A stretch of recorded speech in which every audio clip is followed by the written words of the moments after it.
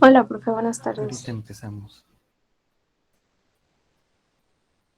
Buenas tardes, profe.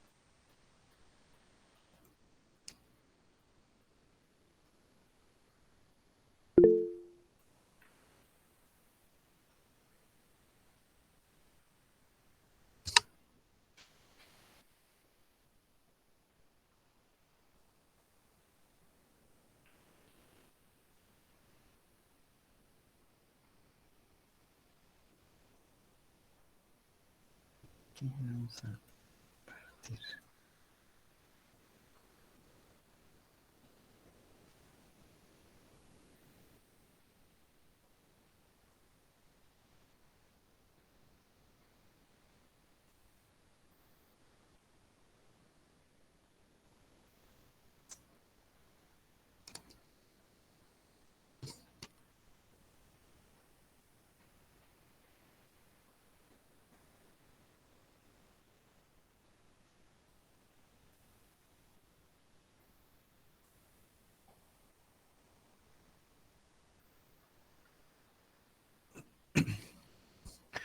Ok. Bueno, vamos a continuar con el tema que empezamos la sesión anterior, que es precisamente de electroquímica. Eh,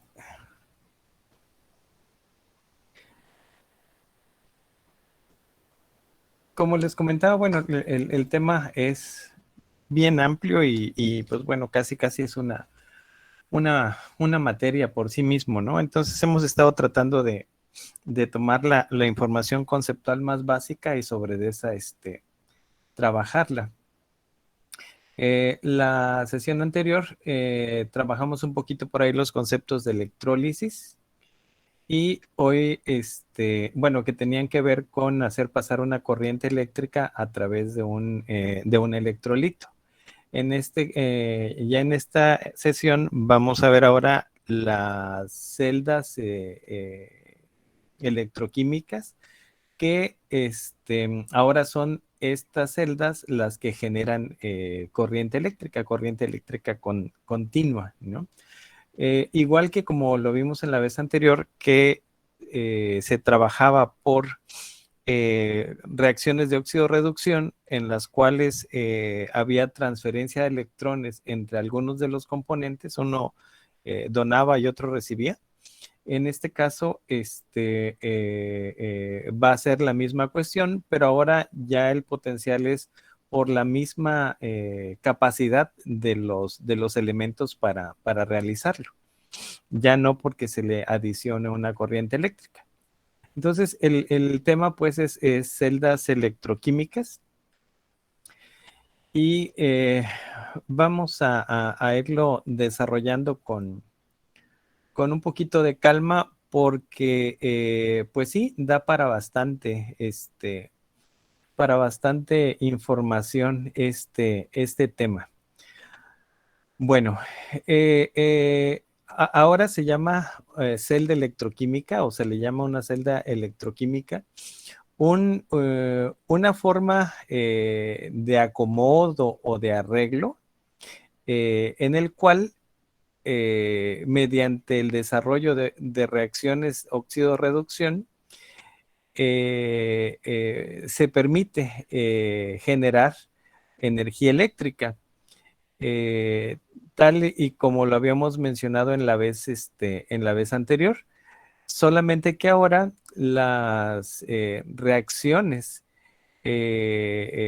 son en un momento dado o se permiten estar separadas de tal manera que la reacción completa no se lleve a cabo en un mismo recipiente, en un mismo contenedor, sino que se separen estas reacciones en dos compartimientos y que esa separación no permita una transferencia inmediata de los electrones, ya que en las reacciones de óxido-reducción, como veíamos en la sesión anterior, eh, mm, al desarrollarse la reacción, la transferencia de electrones entre los componentes era directa, inmediata, mientras que aquí lo que se busca es que esa transferencia se realice a través de un mecanismo, en este caso, un circuito, externo a donde esté realizándose o llevándose a cabo la reacción. Este circuito es el que vemos en este momento en la diapositiva, y en el lado izquierdo se trabaja una parte de la reacción o la semi-reacción. En este caso, la reacción involucra al zinc y al cobre. El zinc va a estar en uno de los electrodos, el cobre va a estar en otro de los electrodos, y van a estar sumergidos en solución de sulfato de zinc, el de la izquierda, y sulfato de cobre, el de la derecha.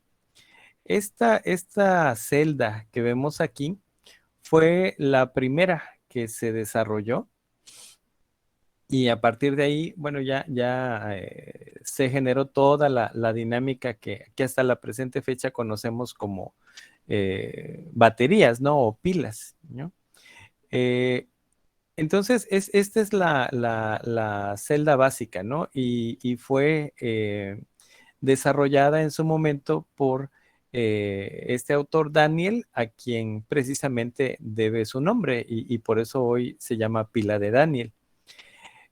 Lo que pues llevó a todo esto fue darse cuenta en la idea de que al ser reacciones de óxido-reducción, los electrones se transferían, pero lo novedoso, lo innovador fue pues no realizar esa transferencia directamente en un solo recipiente, sino que separarlo en dos y permitir por la parte superior, en este caso, que hubiera un circuito en el cual pudieran fluir los electrones de un electrodo a otro electrodo. Y a su vez, para compensar el equilibrio de ese flujo de electrones, permitir también un flujo de iones entre cada una de las celdas. Y en este caso, el flujo iónico fue precisamente de sulfato de sodio, el puente salino que en un momento dado se le llama, ¿no?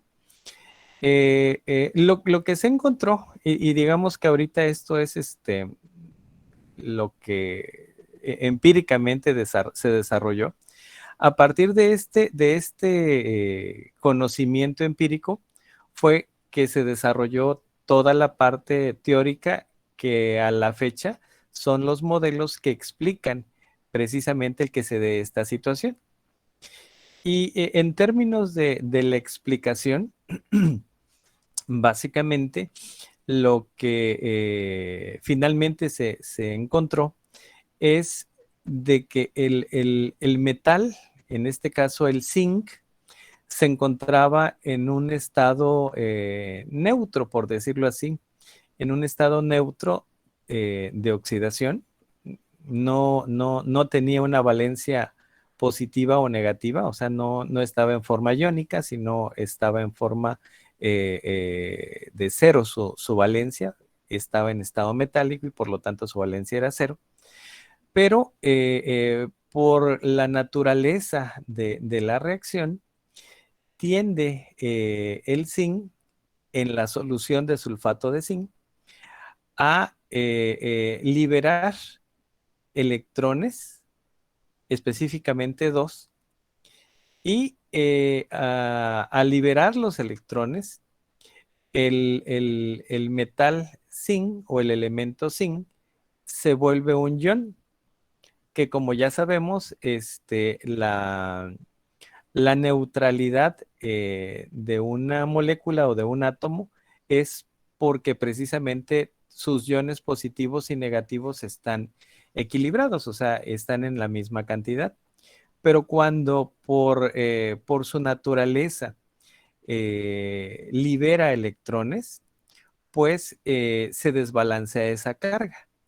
Y entonces estos electrones que son liberados hacen que el átomo que estaba neutro, o sea, con sus cargas positivas y negativas iguales, si libera cargas negativas, entonces se queda con cargas positivas. Si libera cargas negativas, se queda con cargas positivas. ¿Por qué? Porque, bueno, ya nos está compensando la neutralidad. Y estos dos electrones eran dos cargas negativas. Al liberarlas, el átomo se vuelve un ion, es decir, cambia su número de oxidación o su valencia de 0 originalmente a +2. Y al ser un ion, se disuelve precisamente en la solución de sulfato de zinc, que ya tenía pues iones de zinc en ella.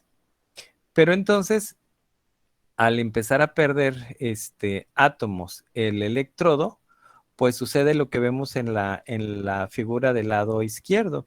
Es decir, el electrodo empieza a disminuir su volumen, y pues esto es precisamente resultado de que los átomos metálicos que se encontraban en él, al empezar a liberar electrones y generar iones, pues se desprenden del electrodo y entran en solución en la solución de sulfato de zinc que tenemos en la cual están inmersos, está inmerso esta barra. Y los electrones, perdón, suben, por decirlo así, o se dirigen hacia el otro lado a través de este conductor. Por otro lado, en el lado derecho, eh, tenemos este cobre metálico en el electrodo sumergido en sulfato cúprico o sulfato de cobre en este caso. Y entonces los electrones que se liberaron del zinc pasan al cobre, que es lo que normalmente se daba en la reacción cuando se hacía en un solo recipiente. Eh, Pasan al cobre, y el cobre, de estar disuelto como ion cobre, en este caso ion con valencia 2, los dos electrones que libera el zinc por acá son los dos electrones que retoma el ion cobre que estaba disuelto. Pero al estar disuelto y recuperar esos electrones, se vuelve neutro, deja de ser ion. Tiene dos cargas positivas y se hace de dos cargas negativas, entonces sus cargas se neutralizan, +2 -2, ¿no? Y el cobre, de ser un ion, se deposita en el electrodo y entonces se vuelve cobre metálico, ¿no?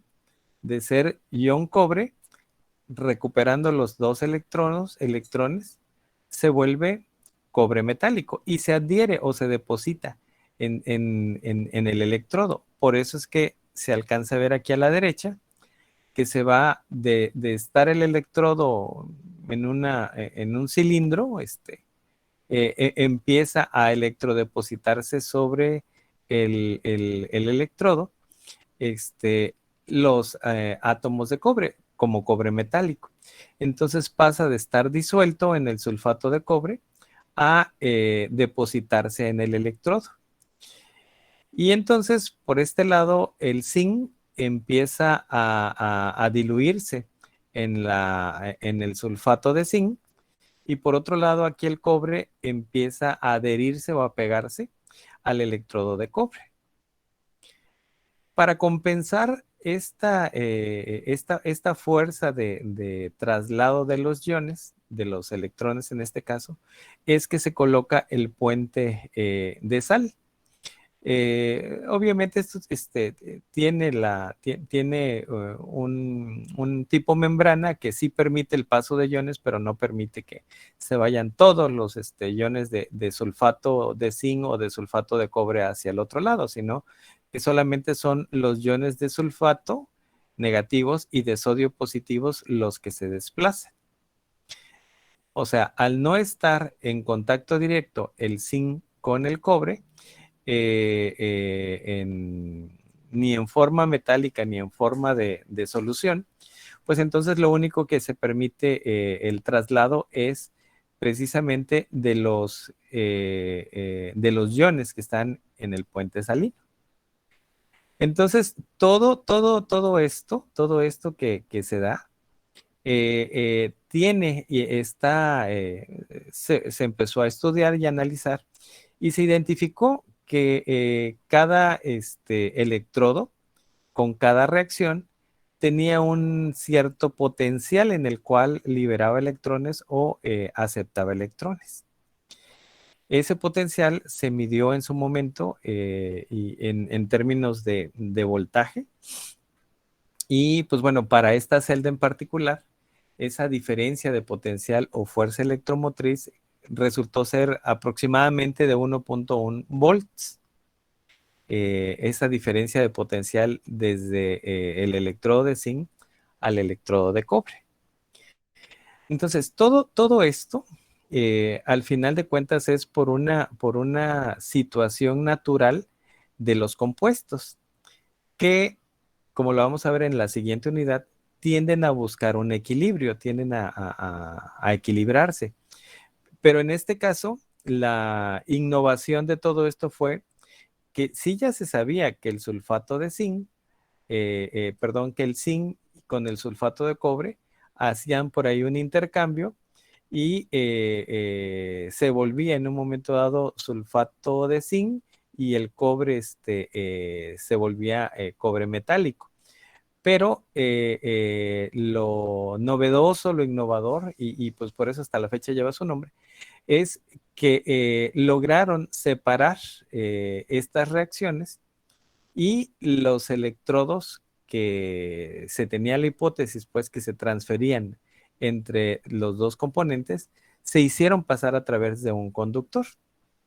Y bueno, esta situación de la naturaleza de los compuestos es lo que a la fecha nos permite pues tener las pilas fundamentalmente, ¿no? La generación de energía.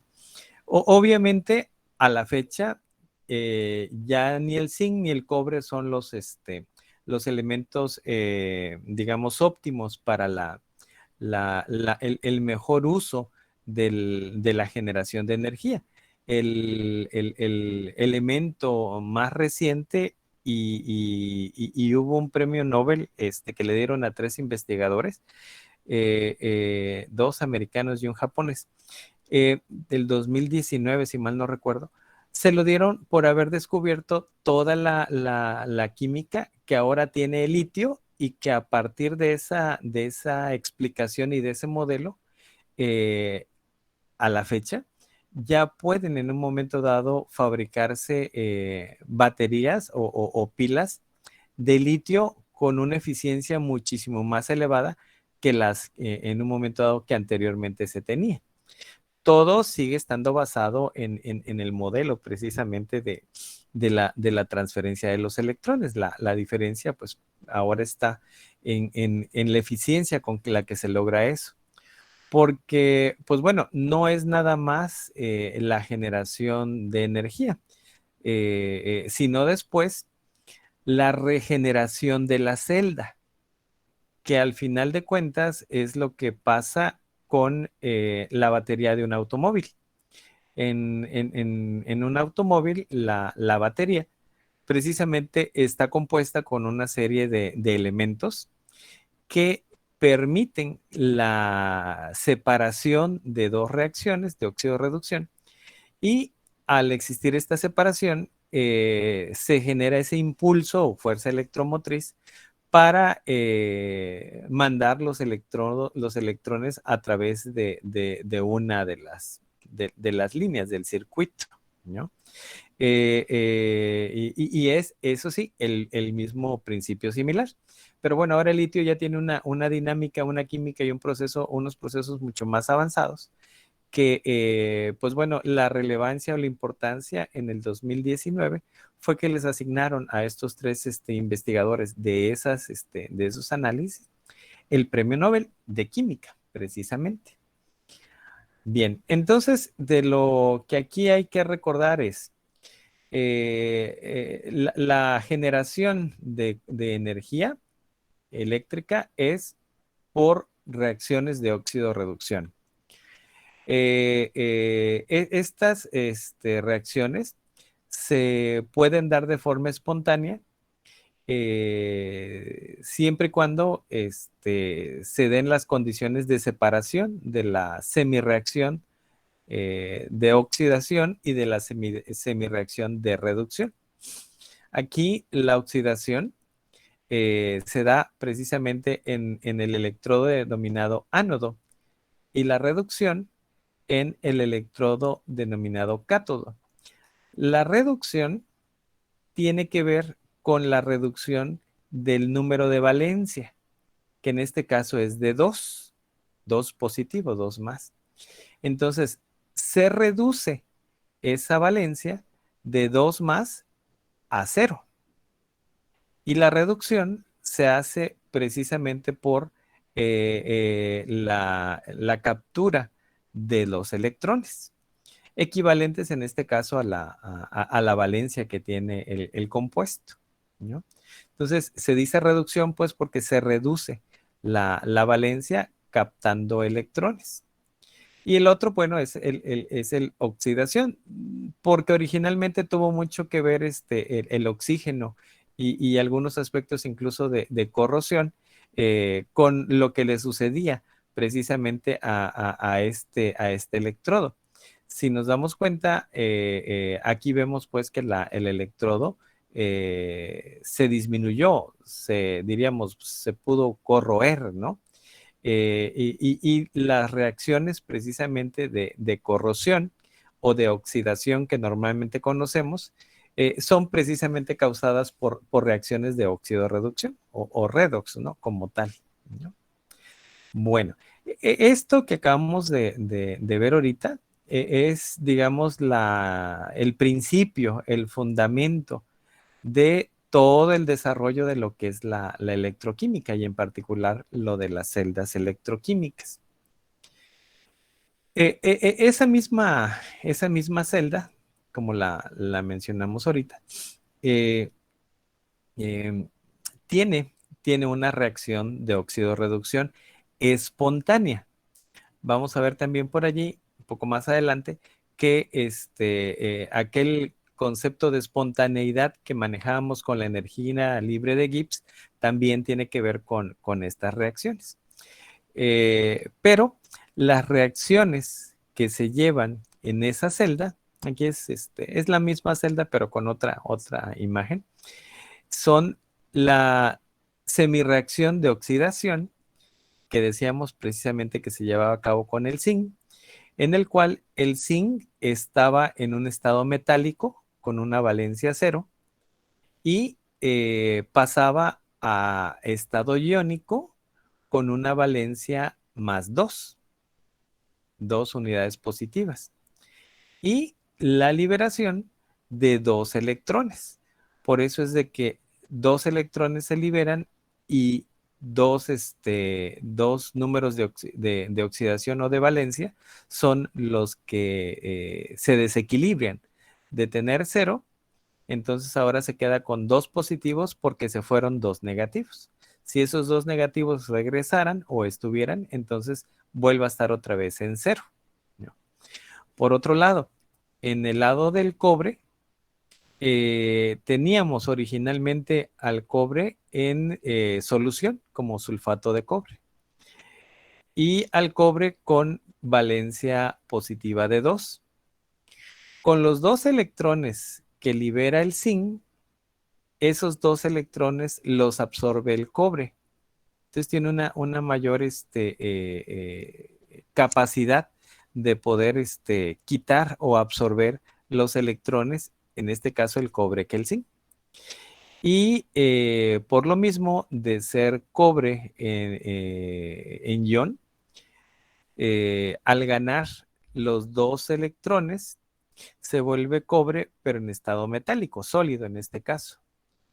Y el caso contrario, pues el del zinc, que estaba sólido, y al volverse ion se vuelve acuoso, generando dos electrones, ¿no?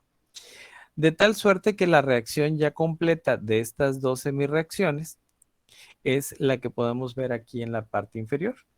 El zinc en su estado sólido más el cobre en ion acuoso, disuelto pues, nos va a dar el zinc ahora en estado iónico, acuoso, más el cobre en estado sólido.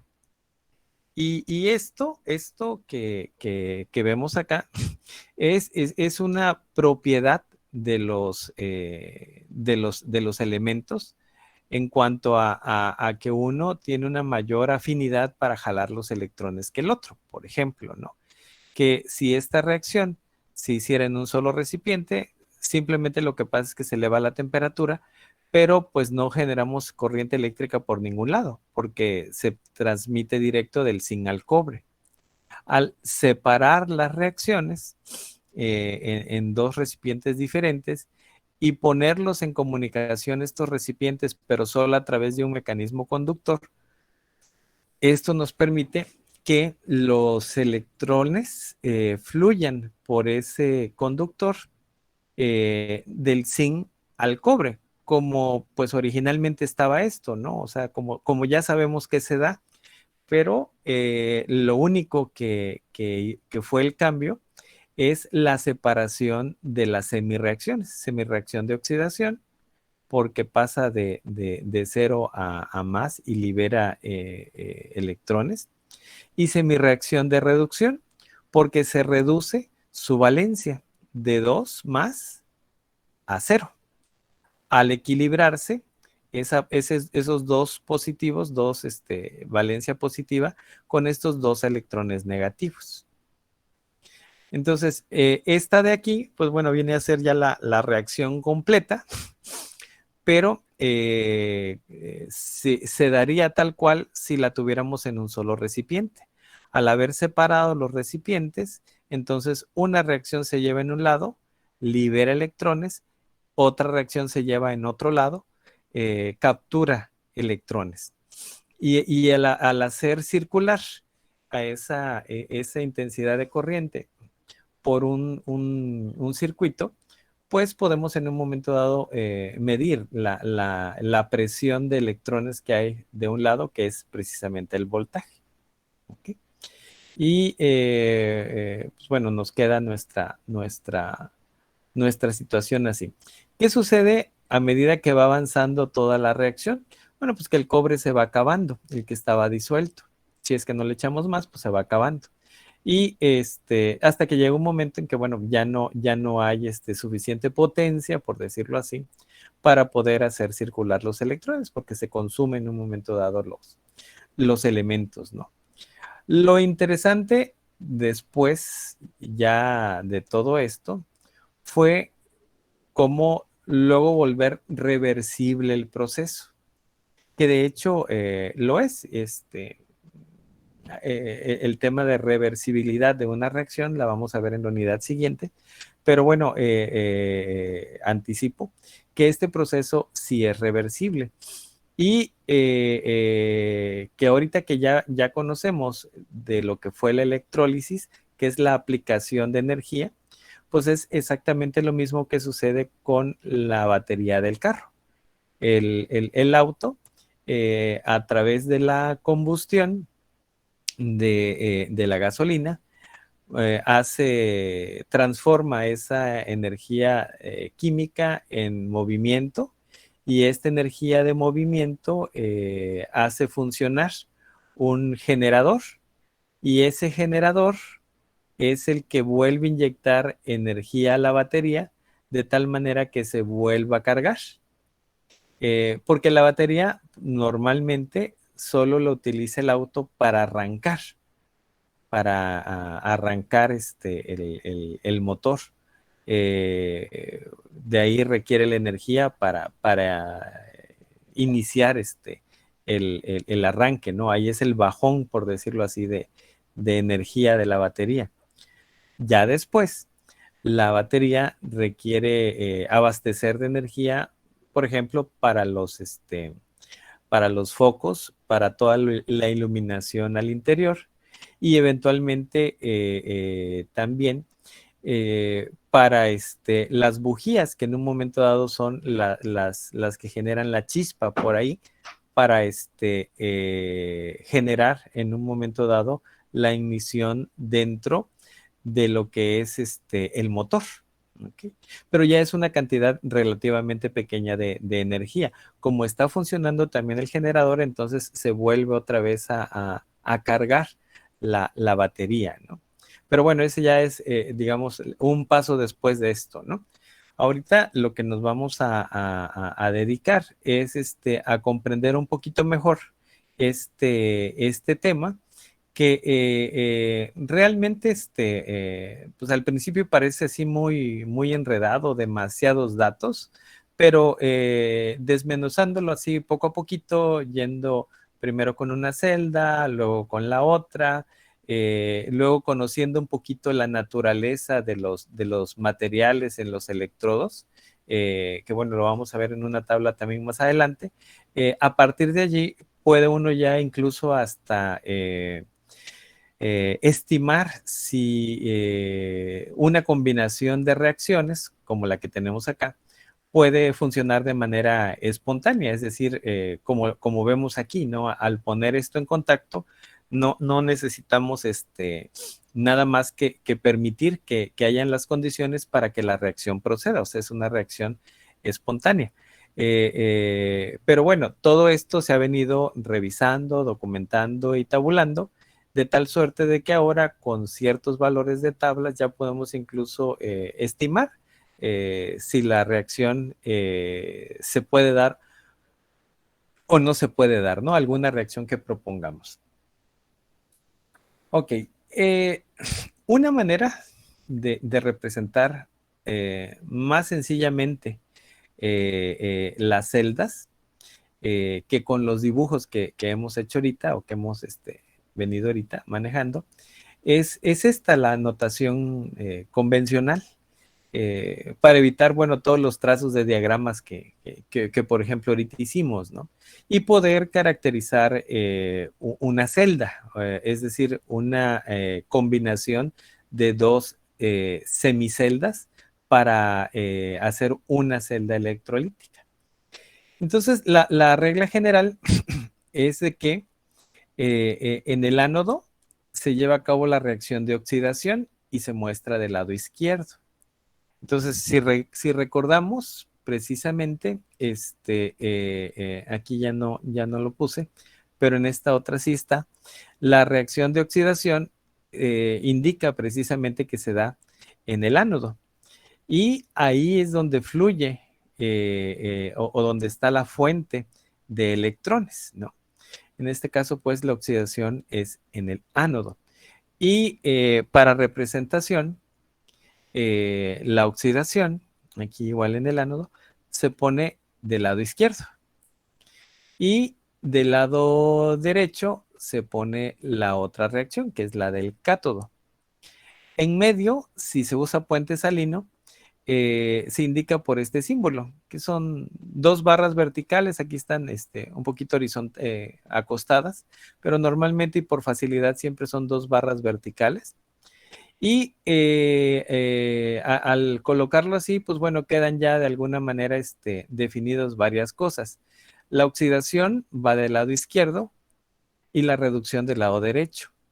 La oxidación del lado izquierdo es en donde el elemento incrementa su valencia y pierde electrones. Y la reducción es donde reduce su valencia y gana electrones, ¿no? El lado de la oxidación se le llama ánodo y el lado de la reducción se le llama cátodo al electrodo. ¿Ok? Bien, entonces estas son las convenciones que ya están establecidas. Del lado izquierdo se representa el ánodo, del lado derecho el cátodo. Del lado izquierdo es la oxidación, del lado derecho la reducción. El lado izquierdo es el negativo en el sentido que es allí donde se generan los electrones, donde van las cargas negativas de los electrones. Y bueno, del lado derecho van los positivos, igual izquierda y derecha, ¿no? Entonces, ya con esta idea en mente, podemos escribir otro punto que también ahorita lo vamos a ver en la siguiente diapositiva, es de que primero se coloca el metal del electrodo. Después la solución, o sea, el compuesto que está en la solución. Y bueno, después el puente, luego solución y luego el metal del electrodo. Entonces aquí del lado izquierdo tendríamos pues zinc sólido, que es el que está en nuestro electrodo. Luego sulfato de zinc, que es el que está en solución, inmerso el electrodo. Luego el puente salino. Luego en solución tenemos el sulfato de cobre. Y en el electrodo tenemos al cobre metálico. La semirreacción de oxidación, pues bueno, es la que veíamos hace un momento. Zinc sólido se convierte en zinc iónico con 2 unidades de valencia. Se disuelve en el agua y libera 2 electrones. Eso es lo de oxidación. Y en reducción, el cobre que estaba originalmente disuelto como ion, gana esos electrones y se vuelve cobre sólido. ¿Okay?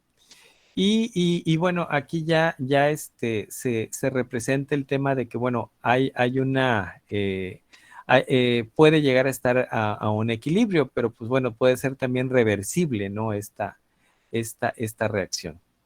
Ya la suma de estas reacciones, quitándole ya pues los electrones que quedan inmersos, pues nos quedaría como ya lo habíamos visto, ¿no? O sea, zinc sólido más iones de cobre acuoso nos daría zinc en iones más cobre sólido, ¿no? También se pueden escribir dando algunos otros detalles. Por ejemplo, en lugar de poner el compuesto que está en solución, se puede poner solamente el ion en el cual se convierte el metal o el electrodo y la concentración, por ejemplo, ¿no? Y lo mismo del otro lado, el ion, la concentración y el electrodo, ¿no? Del lado derecho, o sea, del lado del cátodo.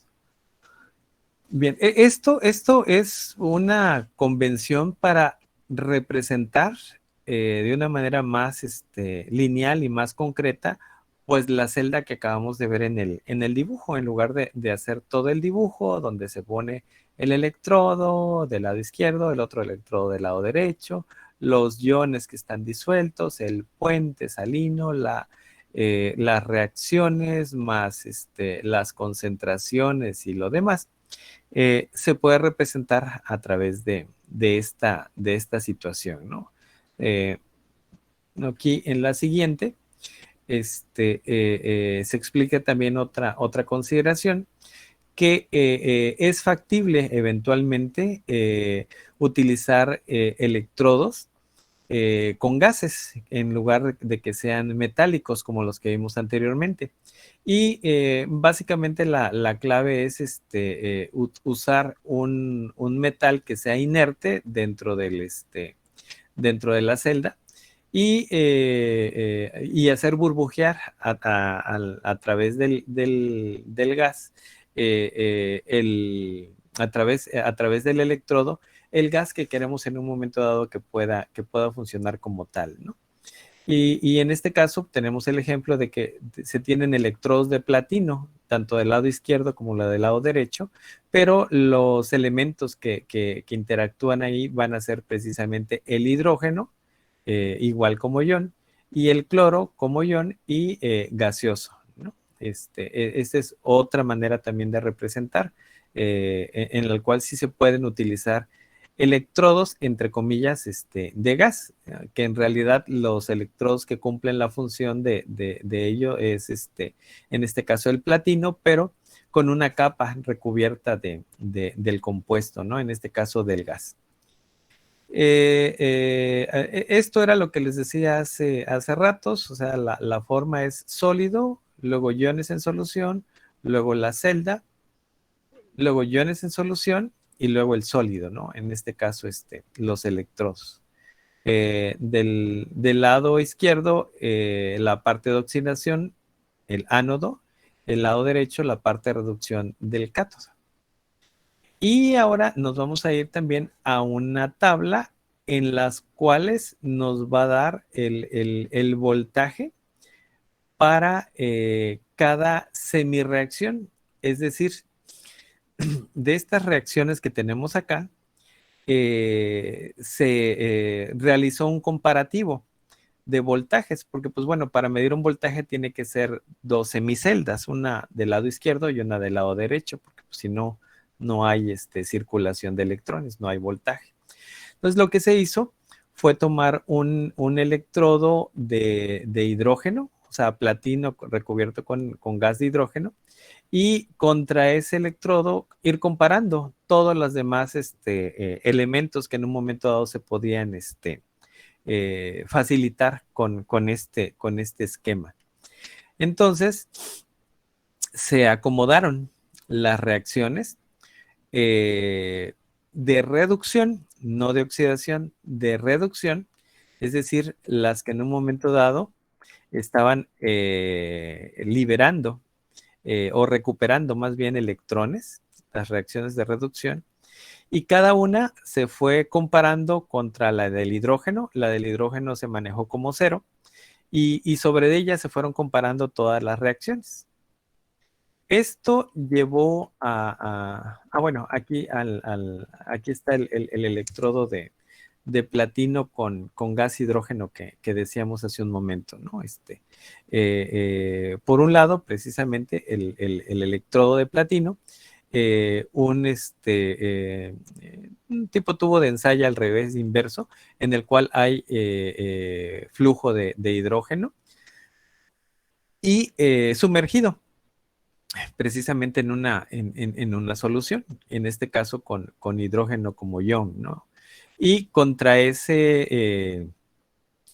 celda se fueron midiendo todas las demás que podrían en un momento dado tener alguna relación así. Entonces, pues por lo regular, pues se buscaba, ¿no? De que las otras fueran de oxidación, pero pues habían algunas que tenían menos potencia que y entonces pues eran de reducción, por eso la flechita de regreso, ¿no? Y entonces ese se denomina potencial estándar o fuerza electromotriz, que se mide entre dos electrodos. Se comparan electrodos con respecto al de hidrógeno. Y pues bueno, ahí volvemos otra vez a la palabra normal, ¿no? El electrodo de hidrógeno fue el que se le asignó el valor de 0 volts, y contra él se fueron comparando todos los demás. Se buscó estandarizar a 298 Kelvin, o sea, 25 grados, una atmósfera de presión y 1 molar de concentración de iones, en este caso del hidrógeno. Y a partir de estar haciendo esas concentraciones y de ir midiendo el voltaje que se generaba, se fueron identificando o encontrando tablas como esta que tenemos acá, en la cual se aclara precisamente que las reacciones son de reducción, es decir, que son las que ganan en un momento dado electrones. Y lo que se tabula es la diferencia que hay de fuerza electromotriz o de voltaje entre esa semicelda, cualquiera de estas, con la del hidrógeno. Entonces, podemos ver aquí están ordenadas de mayor a menor, 2.8, 1.7 y así va disminuyendo hasta que llegamos en la siguiente diapositiva a la del hidrógeno. El hidrógeno vale 0. Y de ahí hay otras reacciones de reducción que tenían un potencial menor. Y son las que, bueno, están aquí y cada vez con un potencial menor con respecto al del hidrógeno, ¿no? Al final de cuentas fue una forma de comparación. Y bueno, vamos a dejar allí el día de hoy la sesión. En la siguiente continuaremos revisando ya el potencial estándar, o sea, cómo calcularlo. Y bueno, ya ejercicios, ¿no? De cómo encontrar el potencial en unas celdas como las que, por ejemplo, ya vimos ahorita, ¿no? La de zinc y la de cobre, ¿no? Esas serían ya las actividades en la siguiente sesión. Las diapositivas, bueno, las voy a subir de una vez para que las vayan ustedes por ahí revisando, ¿no? Y bueno, también quería aprovechar a pasarles ahorita sus calificaciones. Se las voy si es, a ver, déjenme nada más checar, si es aquí de este grupo Mercedes, ¿verdad? Muñoz Acosta. Sí, profe. Ok. Se lo voy ahorita a hacer llegar con una imagen y un poquito nada más de sus, de su apellido para que lo hagan llegar y la revisen. Este es precisamente para revisión. Ahí les comento que ya, ya se consideró lo de la pregunta que había estado incorrecta la vez anterior y se consideró también en esta ocasión la entrega de las actividades para no meter todavía allí lo de las prácticas que se había dicho y que bueno, después se va a cambiar y etcétera. Mejor se manejó 50% de una y 50% de las actividades y de eso fue el resultado que ya quedó ahí en la calificación. De todas maneras, ahorita se los doy para que lo revisen, ¿no? Para que lo chequen, verifiquen, y ya si hay dudas, bueno, en la siguiente sesión ya lo podríamos, checar, ¿no? Si hubiera dudas o preguntas o aclaraciones, ¿no? O inclusive, si en estos días, tienen alguna duda así muy, muy en particular, sin problema también me pueden mandar por ahí un mensaje, ¿no? Para irlo más o menos checando. Déjame nada más